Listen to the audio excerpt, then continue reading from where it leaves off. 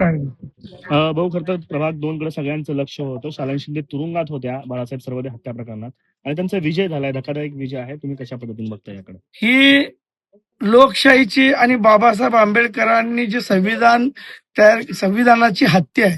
मुळात खून तर झालंच आहे एका मनसेच्या, एका निष्ठावंत राजसाहेबांच्या कार्यकर्त्याचा. परंतु मला एक आश्चर्य वाटतंय की एकही दिवस प्रचार नाही. उमेदवार जेलमध्ये आहे, परंतु पहिल्या फेरीपासून 4-4 हजारांनी लीडवर आहे. म्हणजे पैशासमोर ही झुकलंय. सत्तेसमोर सत्तेचा गैरफायदा घेऊन ईव्हीएम ताब्यात घेऊन ह्या लोकांनी जी आज ह्या प्रभागामध्ये जे दुःखदायक जी झालं ह्याच्याबद्दल मला खेद वाटतोय की खरोखरच सत्तेपुढे शहाणपण चालत नाही.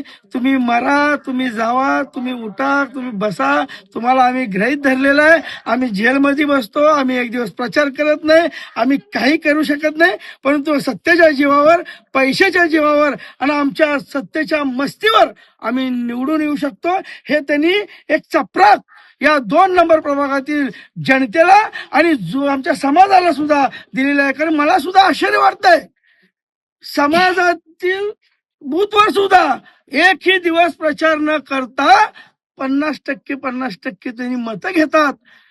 अहो, बाकीचं जर सोडा, ज्या लोकांचं ज्याचं घर जळलं, आज त्याची बायको, त्याची 2 लहान मुलं, 2 मुली, आज एवढा अख्खा महाराष्ट्र रडतोय.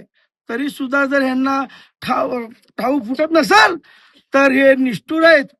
मला एवढंच या अनुषंगानं बोलायचं आहे की मी आता काही जास्त बोलणार नाही.